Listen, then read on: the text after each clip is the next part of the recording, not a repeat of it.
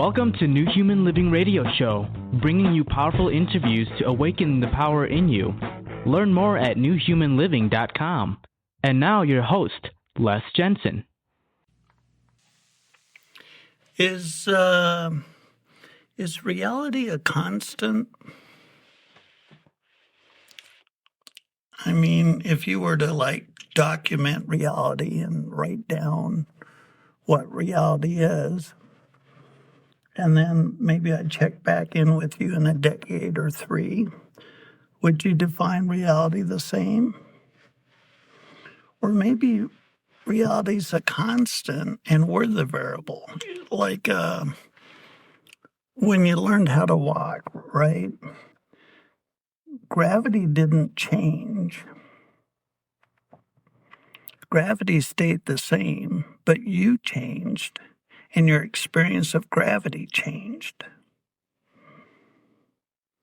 Maybe reality is a constant, or maybe the way to say it is the mechanism that generates reality is a constant, and it is us who change.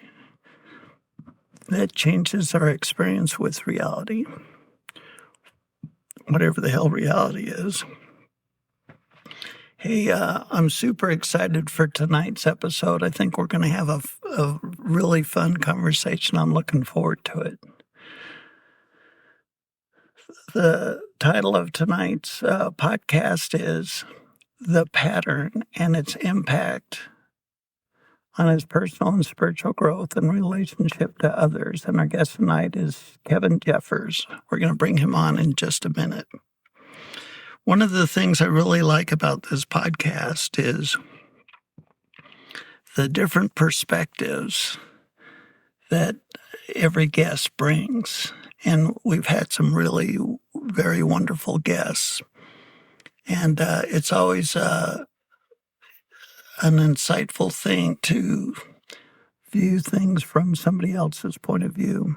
And Kevin has, I would say, a really deep perspective that I think it'll be delightful to talk about. And speaking of that, I think we should just get to it. Again, our guest is Kevin Jeffers, and the title of today's podcast is The Pattern and Its Impact on His Personal and Spiritual Growth and Relationship to Others. Kevin has written 2 books.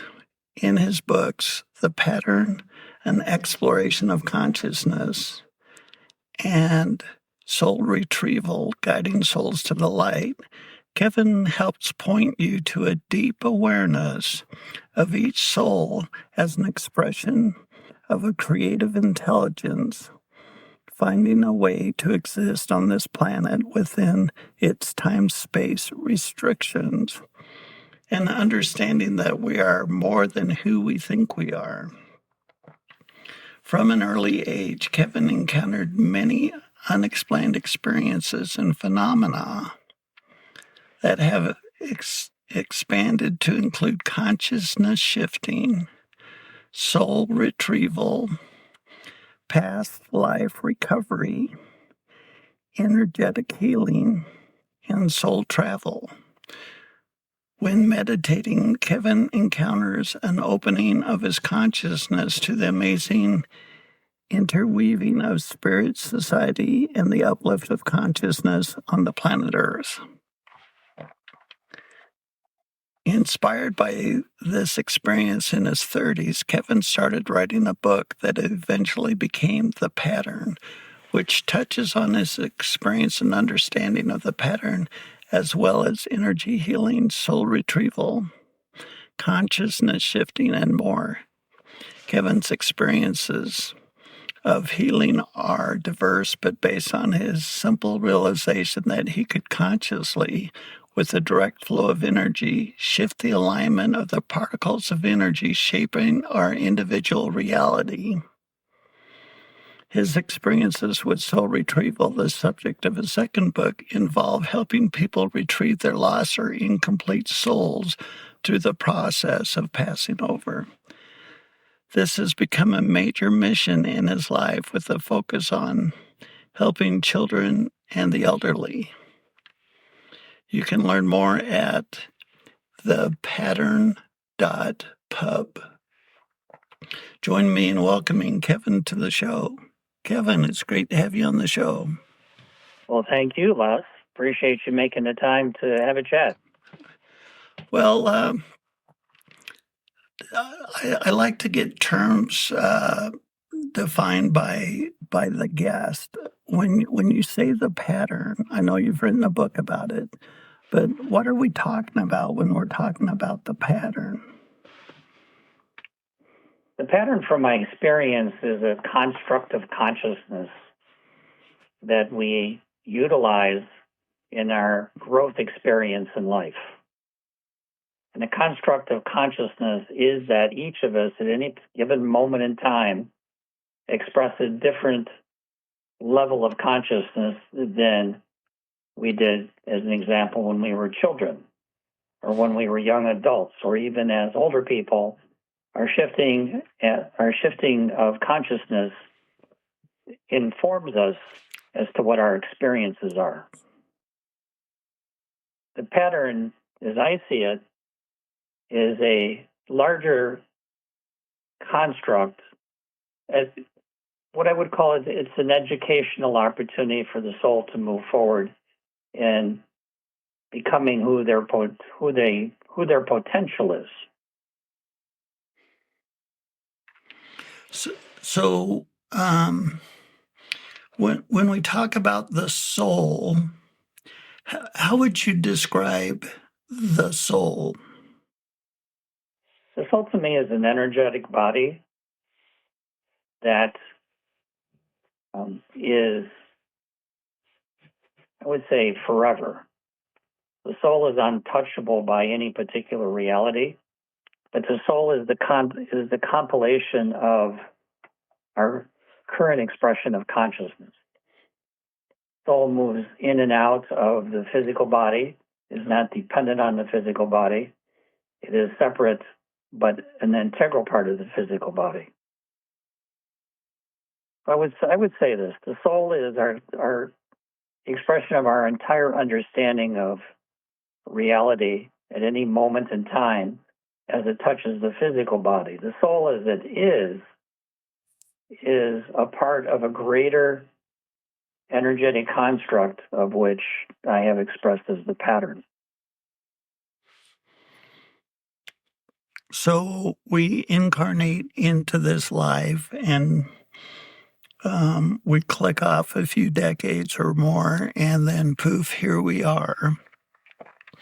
And you talk about shifting consciousness. When we talk about shifting consciousness, are we talking about consciousness exclusively at the human level?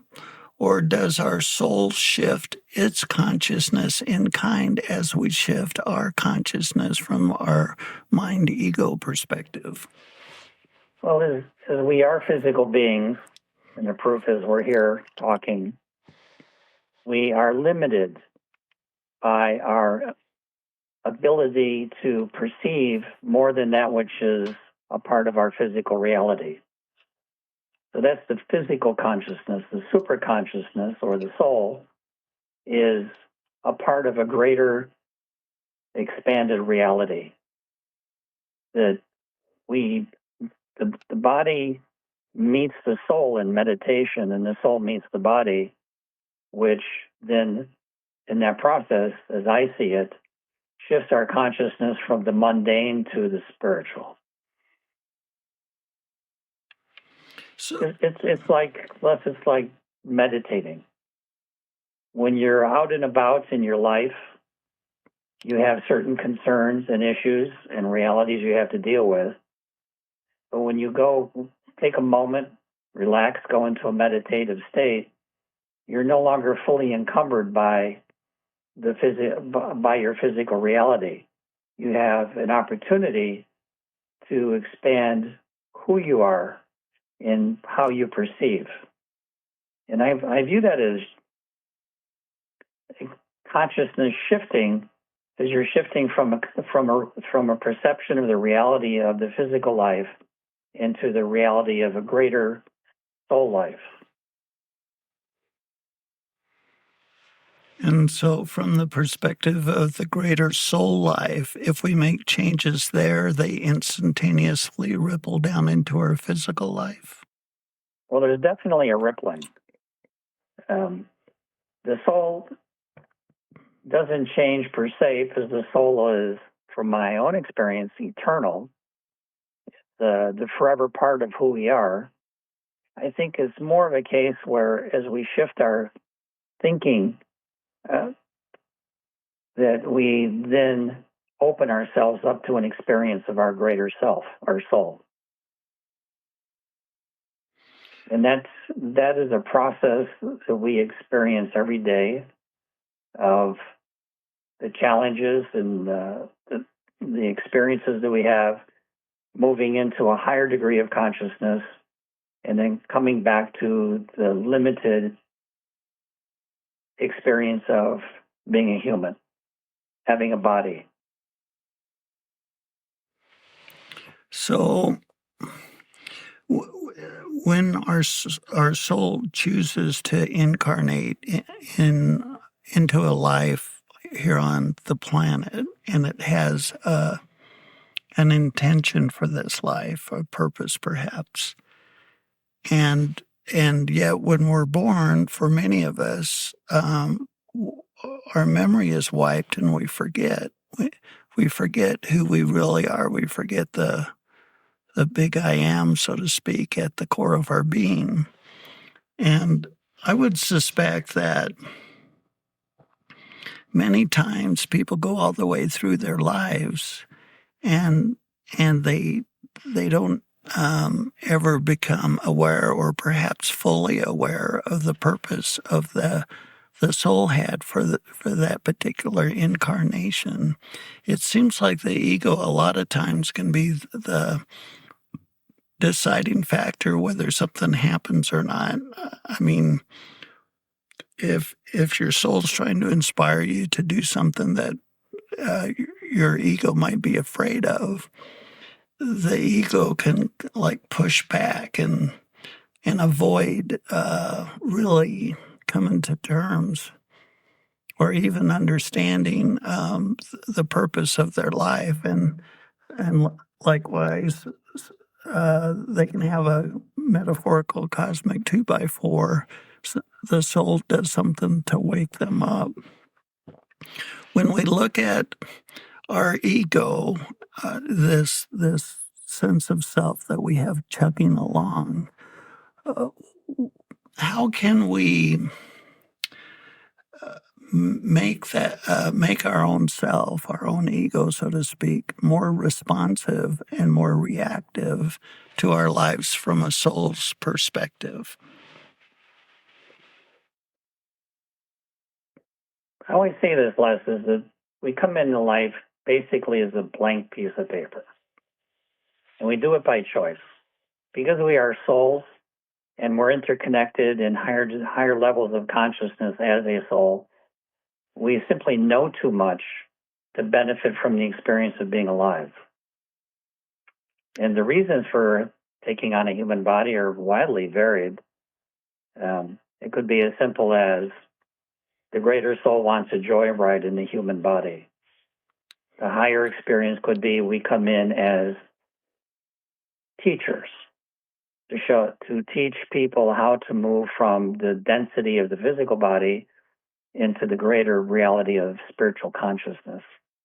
We come in for different reasons, but that blank piece of paper, underlying that blank piece of paper, are the skills, abilities, and experiences of many previous lives. And they bleed through, and we begin to see what we see with the influence of who we were. Another part of this that I find to be important to understand is that we have no limit on our ability to experience life. I really view it as we keep coming back here until we're bored of being here. And then when we achieve that state of boredom, then we're in the position to experience a greater reality.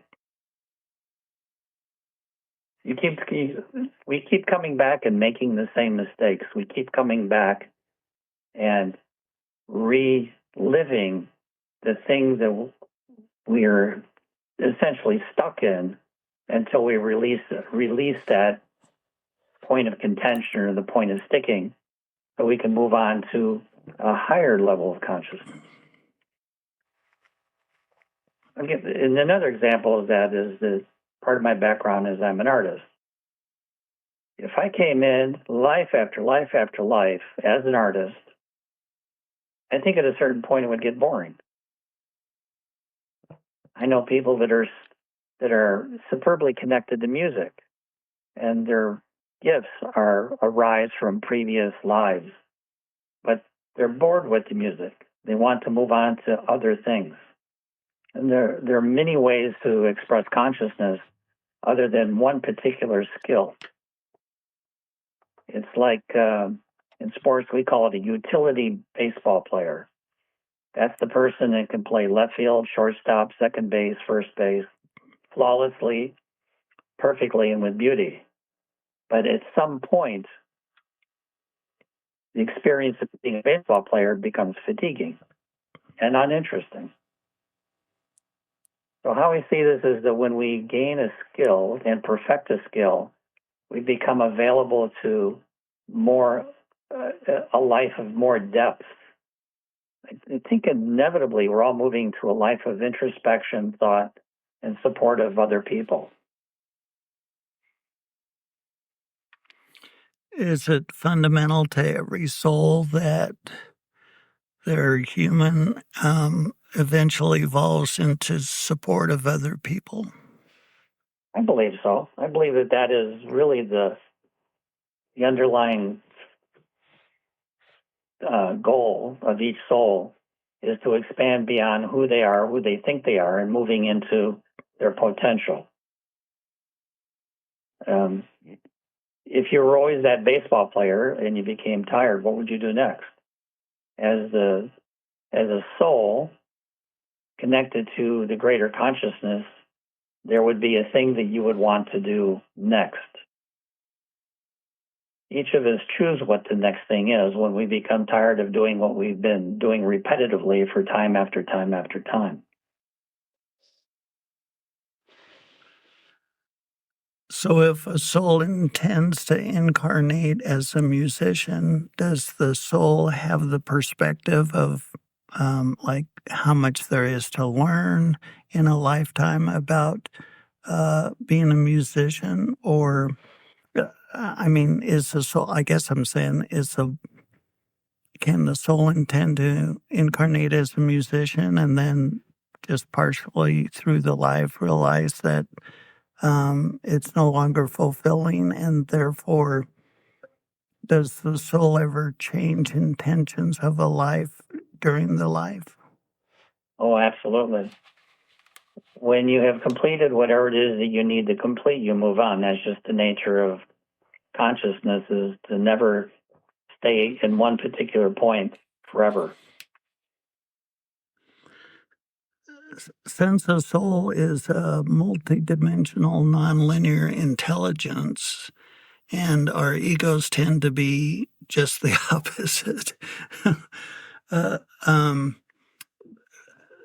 if we were to consider our choices from this point forward in our life, how many different timelines or other possibilities, so to speak, for our life? So we've more or less completed the idea of a musician, and now I'm at a pivot point in the next decades of my life.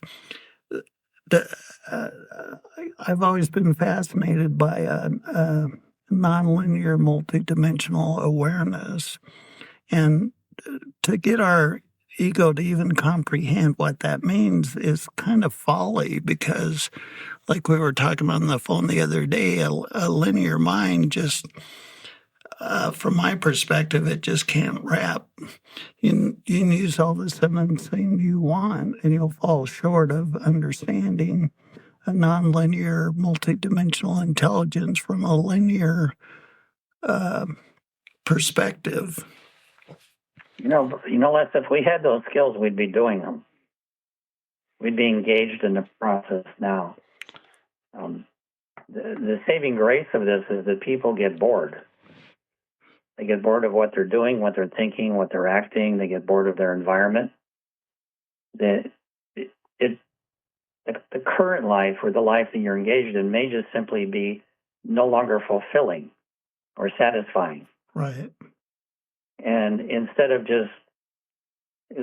going on the treadmill and continuing to experience what you've experienced before, you get off the treadmill and you experience new things.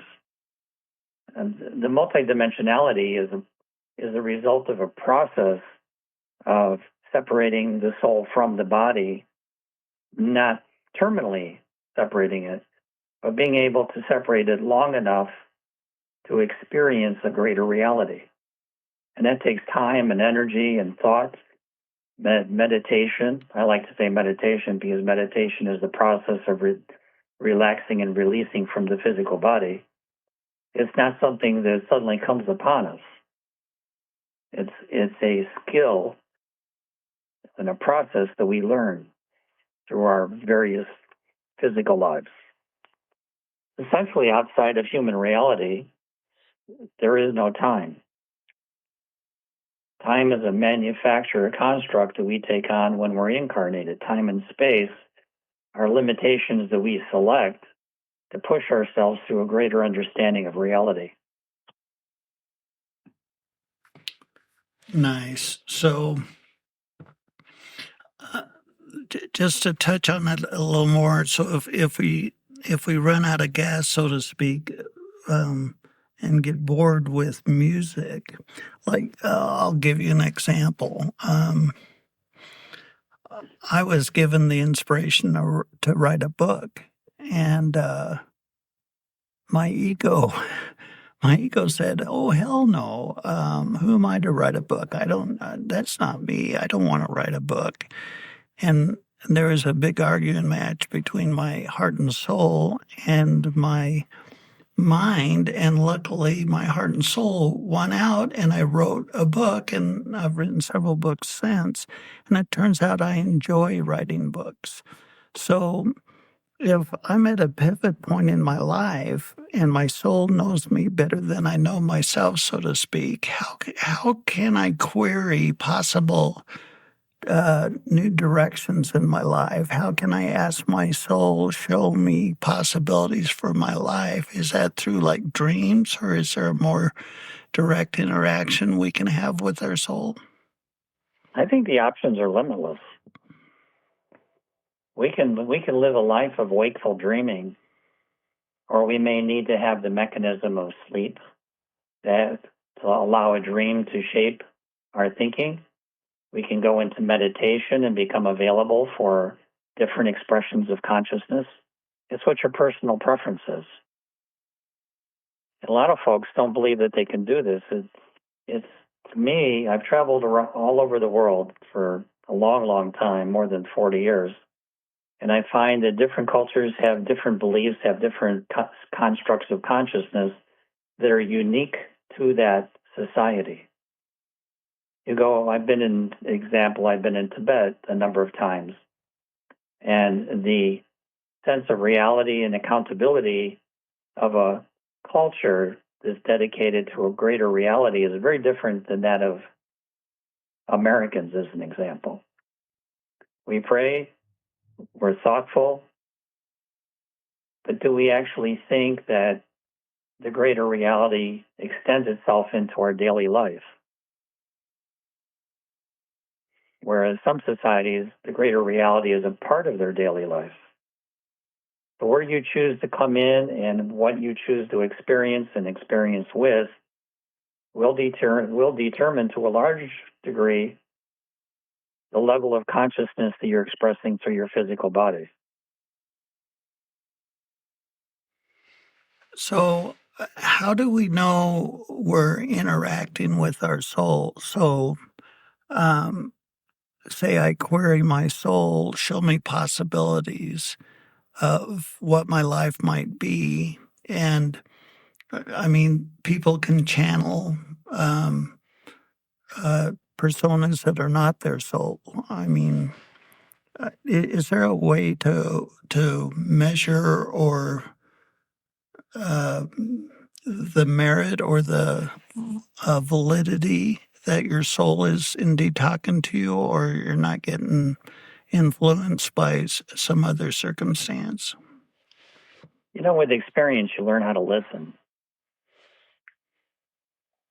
You go through life not listening, then you're not going to hear the interior voice that leads you to new experiences of consciousness. Many people are content to have their life the way it is, to repeat it on a daily basis, and continue this throughout their life from childhood to the ending of their life. When you stop and listen to the small interior voice, it opens a door to greater experiences or more far-flung, more expanded experiences of consciousness. If you don't listen, you don't experience. Or if you listen and you experience, the experience is deadened by not having the complete fullness of that experience. So, as an example, we grew up thinking about prayer. We pray to God. We pray to who we believe is the supreme being. Without an absolute focus and commitment to that interior voice, we're not likely to experience the full impression of that greater being. So how awake are we? How open are we to the experience of greater consciousness? I think that determines our reality. And in my case, I had to learn how to listen, and I learned how to listen through meditation and interior introspection. Right. So some people are born with the gift to hear, and some people have to learn how to hear. And that's something that only we know, because it's a reality that's particular to ourselves. I grew up in an environment where healing was fully possible. So I never had restrictions on my experience of healing, because I never had restrictions on my belief system that I could not experience healing.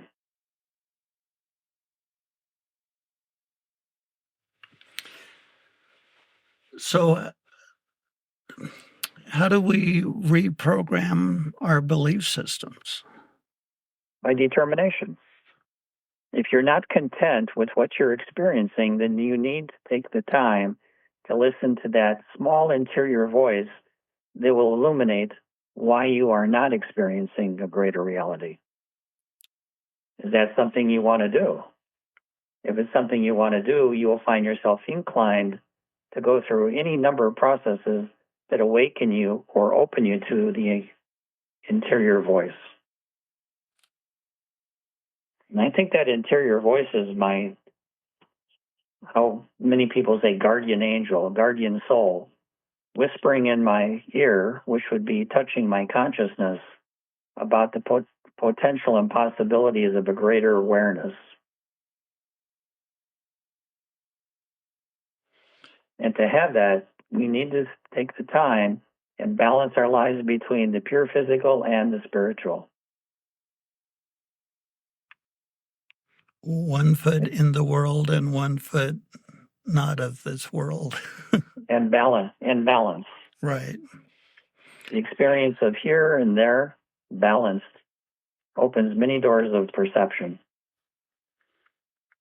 So how has the principles that you write about in the pattern, how have they changed how you live your life? As I see myself available to greater experiences, I see a greater potential of experience.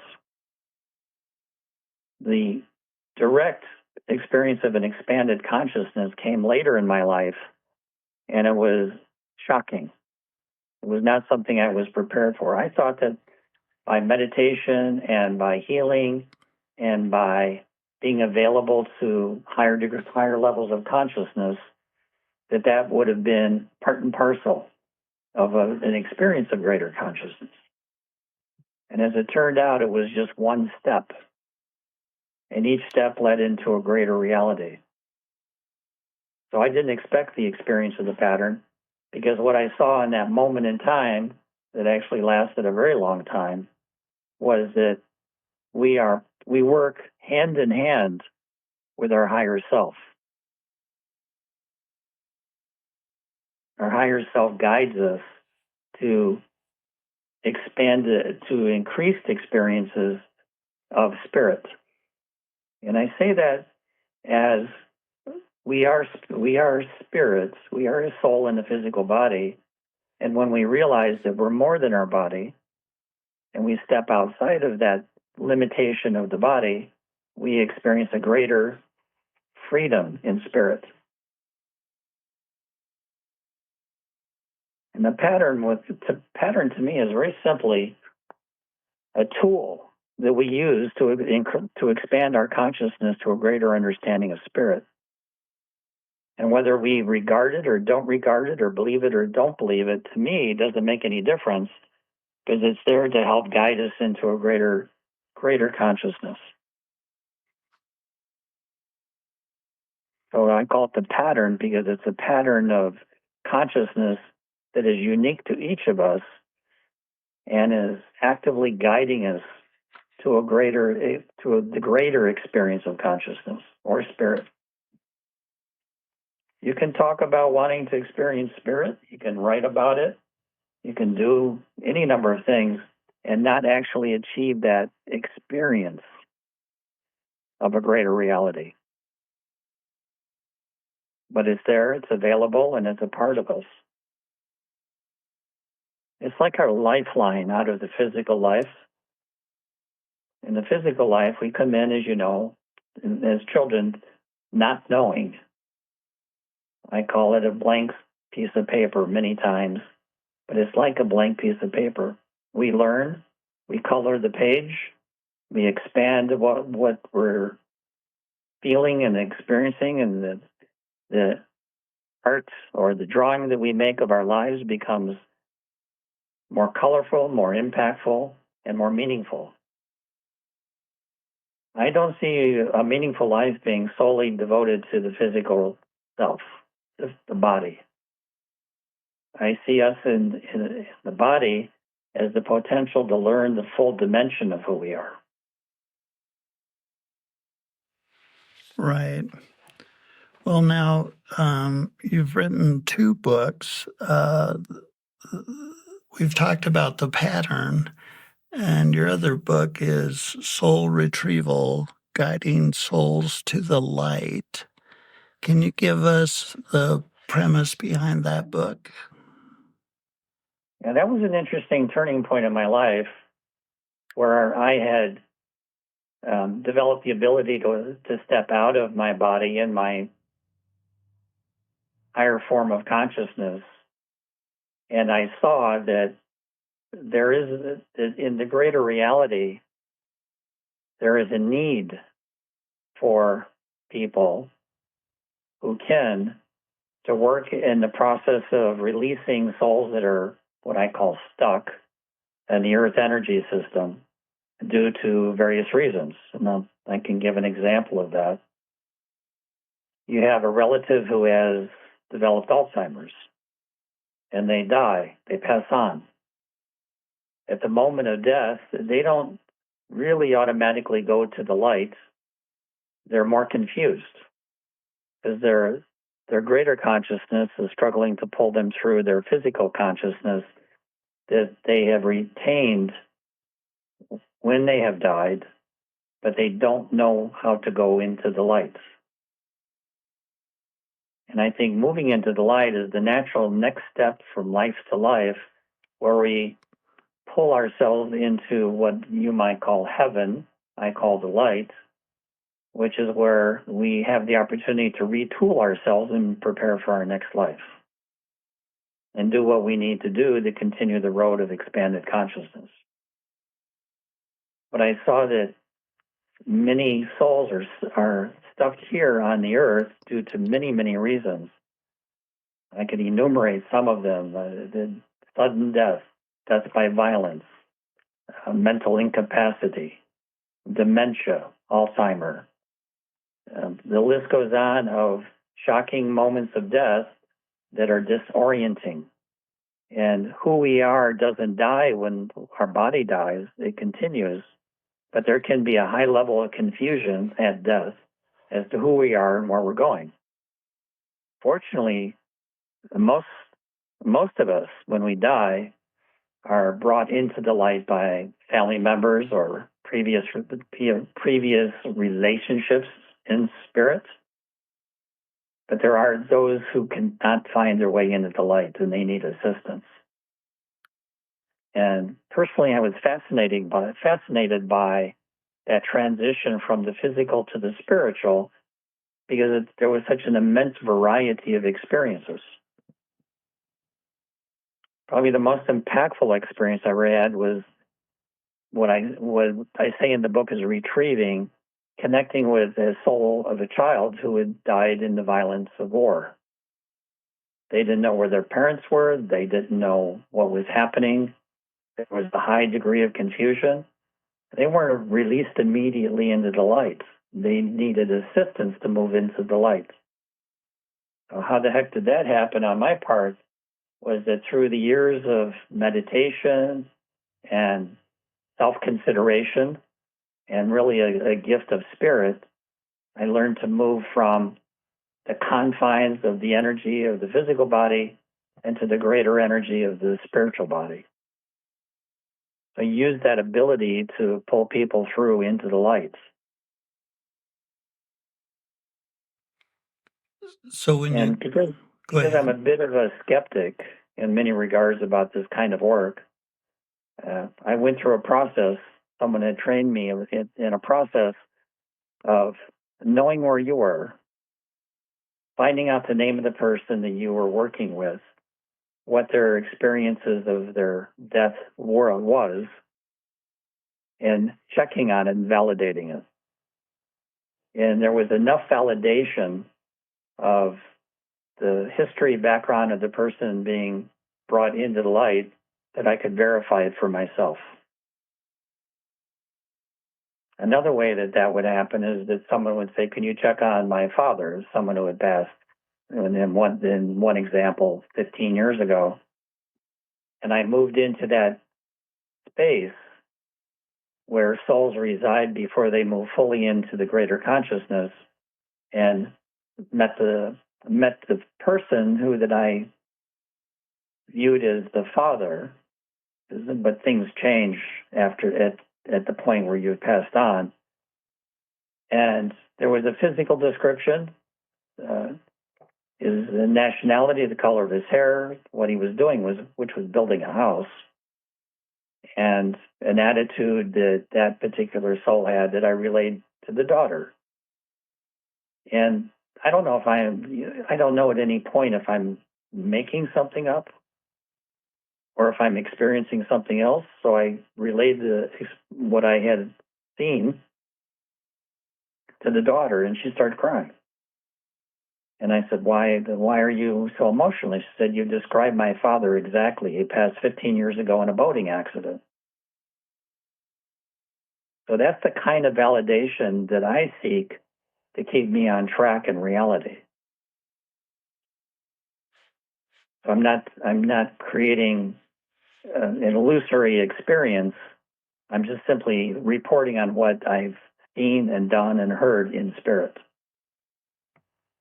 That's the validation that I seek in almost everything I do. And in the healing process, it's a little simpler. Working with people that have been damaged or hurt, you know if what you are doing has an effect.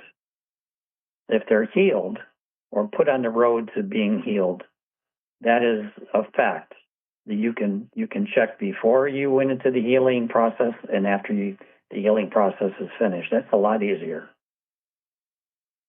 So that would a person would say, I need or want a healing, I would then document that person when the ask was made, write down what I did, and check with them to see if something actually happened.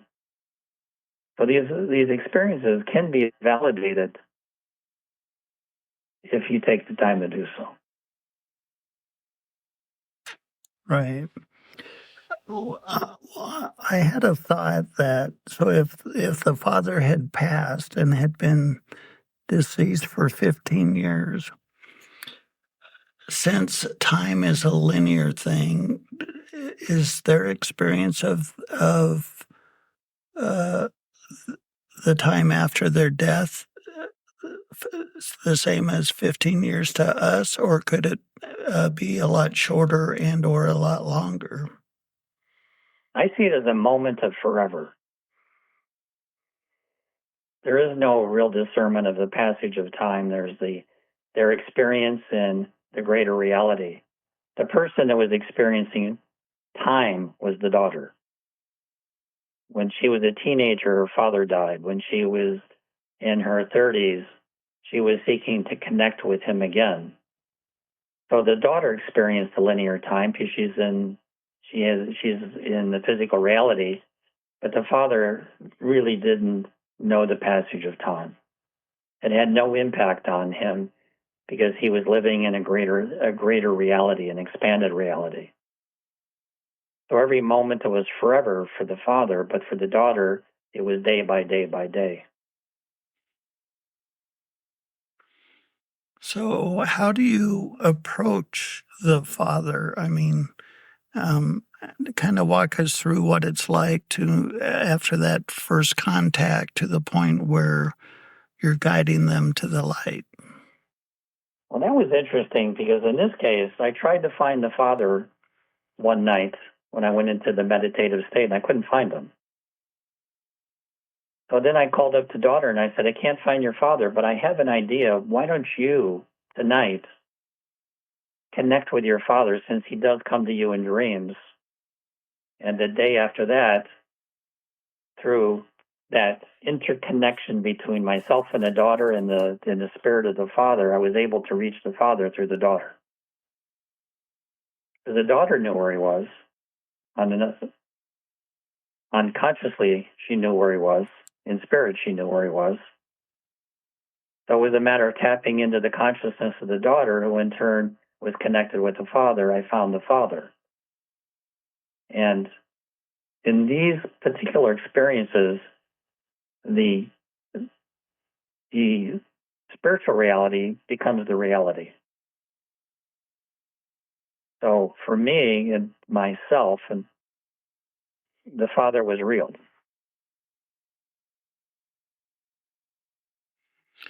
I could see a house. I could see wood. I could see him hammering nails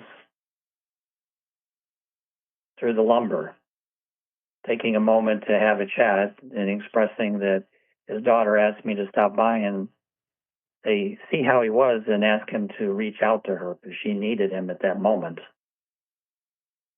That was, in a sense, almost as real as the physical reality.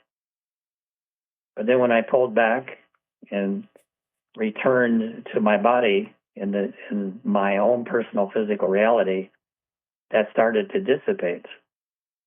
And then it was more on the level of memory or a dream.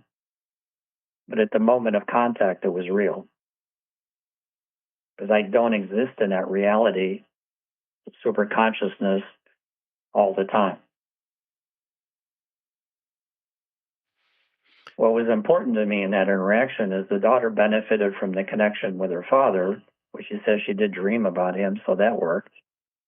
And validating the experience through the physical description and the name of the individual and their favorite activity, which was building houses. That was the validation for me that a true connection had been made to that person. And it was still a bit of a dream, but it was a real dream in that it was proven to be factual and representing that soul as they did what they did. And for the father, he was building a house. He could forever build a house. He was doing what he liked to do. And he wasn't enmeshed in emotional distress or the sudden severance of life. He was just doing what he enjoyed doing. He was creating his reality on a moment to moment, which he could have stopped doing and shifted to something else, but he liked to build his houses.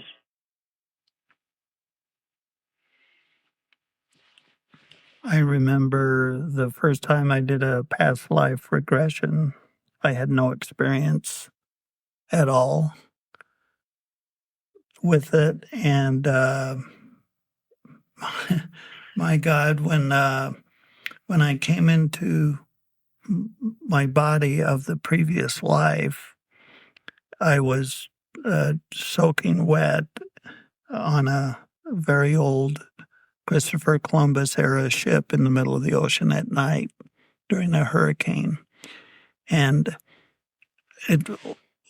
after I went through the experience, it really struck me how fully immersive I was in that experience. I mean, my skin was wet. My clothes were wet. My hair was wet. The wind was howling. And like you say, when you connect or immerse in the man building the house reality, for the man building the house, that's as real as probably how we experience our life here. So I bought into his reality because I could see it and I could hear it and I could feel it. But because it is not my reality, when I woke up, it became more in the form of a dream state. And the anchor to reality was the validation of the activity in the name of the person. So that reality can be just as strong as when you're breathing or as you are now. It can be just as real and as strong, but it doesn't stay connected because you don't live there. That's their reality. You're just sharing it at the moment. If you bought into that reality and became stuck, then you probably wouldn't wake up. right.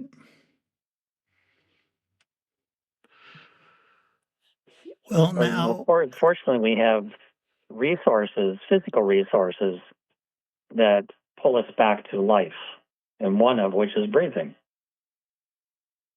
If you're fully enmeshed in another reality and you have difficulty breathing, or you have a stomach ache, or you have to get up and go to the bathroom, that smacks you between the eyes and brings you back to this physical reality. right. The only moment you stay there is the moment that you pass. And I have no interest in building a kind of house or living that way. So when I pass, I'll probably go into a different experience. So the subtitle of the book is Guiding Souls to the Light. Was that part of the connection you made with that man? No, he had no interest in going into the light. He was having a great time building houses. But some people are genuinely stuck in that lower level of consciousness. Lower level meaning slower. It's much slower than the higher levels where there are angels, and that's where they exist. So they're stuck because they don't know where they are. They don't know where to go. And I am very happy to be able to lead them into the light. And I don't go into the light. Because you go into the light, you stay. But leading them into the light is a happiness that I experience for that individual. Nice. Well, time can go by pretty fast. I want to turn our attention on you. So if I'm a listener to this podcast and I'm hearing you talk, can you take the time and talk about your books, your webpage, your services? Do you do it in person? Do you do it online? Do you hold classes? I mean, give the listeners the whole rundown of your platform, if you would. Well, I have the two books that you mentioned, The Pattern and Soul Retrieval, which were just compilations of my own personal experiences. But as for classes and teaching and ongoing activity, there is none. I felt my contribution to this particular experience was writing the book. I have a website which are individual experiences encapsulated in some kind of written text or picture that is illustrative of that moment. But that's it. When I was younger, I used to give classes and lead groups. And then I got to the point where I didn't want to do that anymore. So generally speaking, my experiences are private. They're interior and held by myself. So probably I could do those things less, but I decided not to do those things. Right. Understood. Well, nice. So if you look at your life and everything you've learned from all these different experiences, and I'm sure your books are part of that, but I'm going to ask it anyway. What would you tell the listener? What advice would you tell the listener as far as how, I don't want to put words, I don't want to get too definitive here because I want your answer, but knowing what you know now, how do you see your life different, and how would you talk to the listeners about their own understanding of their life, if that makes sense? Yeah. Well, their life is their life. It's what they chose to do. They are where they chose to be. So the question is, are you content with what you are now? And if the question is, no, I'm not content, then what is it that brings you satisfaction? Because you're here because you chose to be here. You're not here by accident. You're here by personal design, by your higher self. So you're living as you live. You're living by choice. And if you're not content, then look at the possibility of experiencing other forms of spiritual life. If you're happy being who you are and everything is good, with occasional discomfort and distress that is attendant with life, then you're doing what you want to do. The question is, do you want to continue to do it, or do you want to move on and do something else? I tend to be a little restless. I like to do other things, so I travel.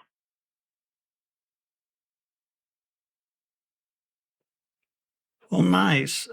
Kevin, I want to thank you for being our guest on the podcast. I've really enjoyed your perspective of living out a human condition. Thank you for being our guest. Well, you're welcome. Thanks for having me aboard for this moment in time. We've been talking to Kevin Jeffers, and the topic of the podcast is the pattern and its impact on his personal and spiritual growth and relationship to others. Well, I like that. For Kevin to share his experience, because not all of us have that awareness or the ability to go into other realms and see reality from that perspective. I like bringing guests on that expands our sense of perspective. Again, his website is thepattern.pub. That would be THEPATTERN.PUB. Well, that was fun. So if we're a timeless soul, let's get more personal. If you're a timeless soul, Now let's noodle this around a little bit. The day you were born, you didn't have an ego. There you are as a newborn baby. No ego. And then fast forward however many decades up to your current life now. So now you're sitting here listening to me yak. And your ego is interpreting the words that I'm saying. And your ego, perhaps, I can't speak for all of you, but your ego typically is afraid of, air quote, death, afraid of dying, afraid of, maybe I could even say afraid of danger.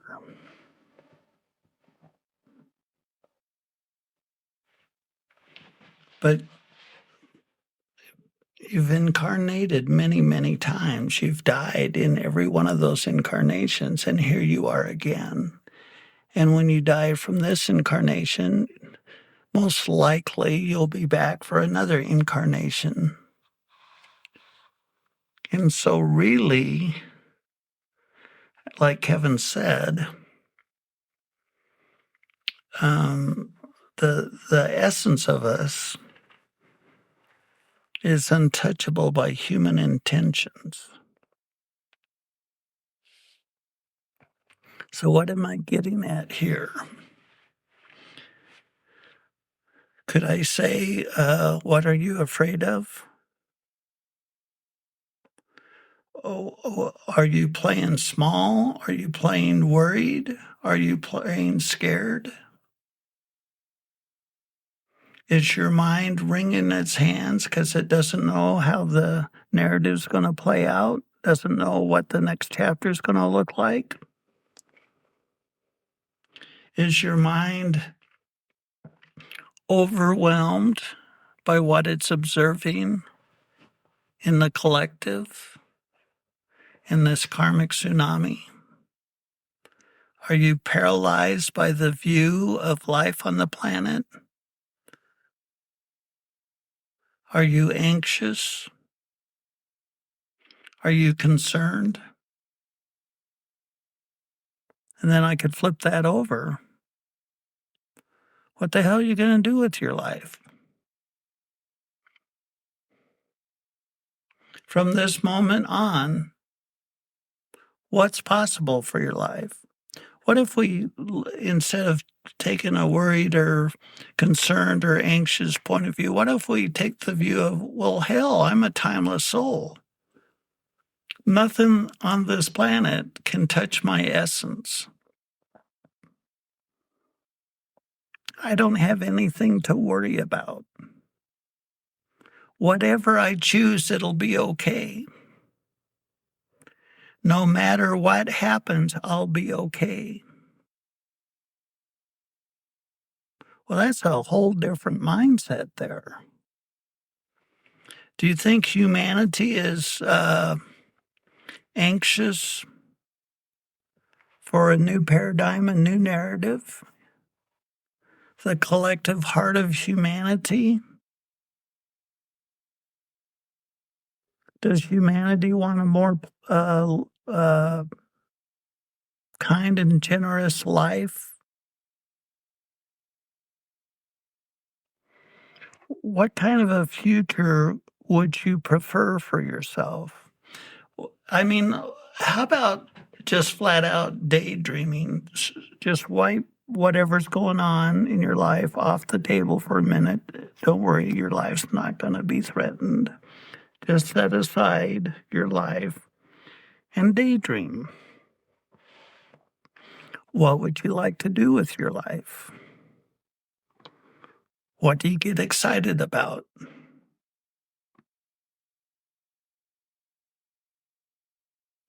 What do you get passionate about?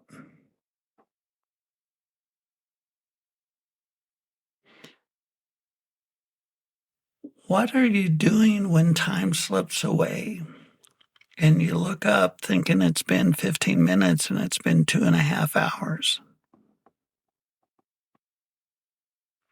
To reflect, for you to reflect on your preferences, to get clear. I mean, clear about what you would prefer is always beneficial for how you're going to experience your life. The clearer, the more time you take getting clear about what you would prefer, that clarity has power to it in and of itself. The clearer and clearer you get, the easier it is to make decisions in the moment. You come up to a choice point. Hey, here's a choice point. I can go this way and I can go that way. Which one of those will get me closer to what I prefer? Well, if what you prefer is not very well defined, it might make the choice harder to make. But if you've taken the time to get clear about your life, about your preferences, and you have a clear idea where you want to end up, then the day-to-day choices are easier because you know where you're going, if that makes sense. And even still, you can always redecide. You're a timeless soul that has incarnated many, many times on the planet. What the hell are you worried about? Draw your measure. Claim your bounty. It's God's good pleasure to give you the kingdom. Take it.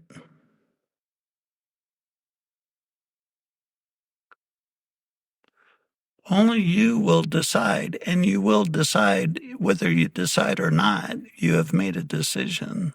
Only you will decide how you spend your consciousness, how you spend your attention, how you spend your intention, what actions you take, what consequences come from that, and where will you end up. Is that clear in your mind? Where you're going? If I were to say, what do you intend to create with your life now?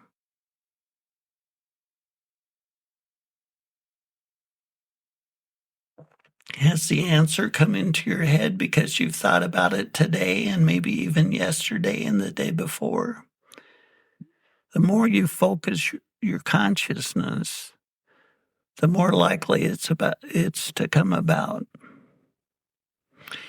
If consciousness was currency, how are you spending it? How are you spending your currency of your consciousness? Become more and more aware of that.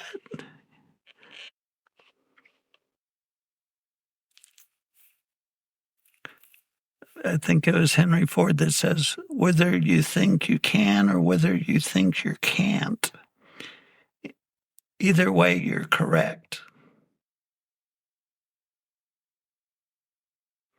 Reality doesn't need to change. Technically, you don't need to change. But if you have a preference, if there's something you would prefer to experience, get intentional about it, get focused about it, get clear about that. Spend your currency, spend your consciousness. What you put your attention on expands. And do not be afraid. What would be worse, living whatever worse is, an unfulfilled life Because worry has captured your consciousness to live an unfulfilled life, or to be spending your life with the intention of living it as fully and completely as you can, day in and day out.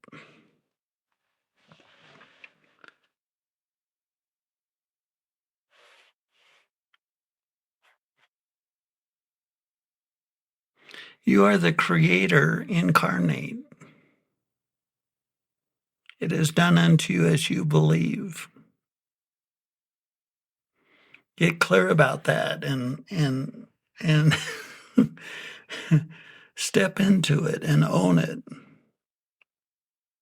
Like the powerful, timeless soul that you are.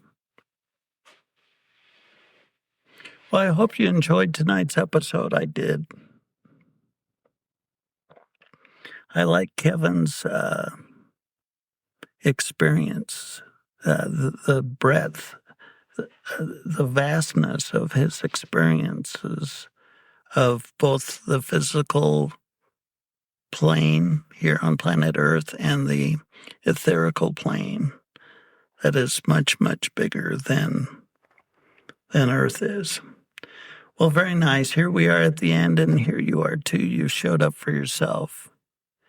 And I applaud you for that. Keep showing up for yourself. And I'll keep looking for guests that help you empower yourself so you can achieve everything you intend to achieve in your life. And I can somehow support you in that through these podcasts and through these conversations. It's my good pleasure to bring you episodes like this. We've got some nice episodes lined up in the queue, so keep an eye out, and you'll find some episodes that might help resonate with you and your intentions. Well, thanks for listening. Until next time. I'm your host, Les Jensen. You've been listening to a New Human Living broadcast. If you're a spiritual seeker, you're going to eventually bump up against your relationship with God, especially if you grew up in some of the more classic Western religions. Forgiven Sinner, God's Last Savior, is a spiritual book written for spiritual seekers to help them heal their relationship with God and more fully embody their own life purpose. Forgiven Sinner, God's Last Savior. Get your copy. I'm your host, Les Jensen. Thanks for listening. Until next time.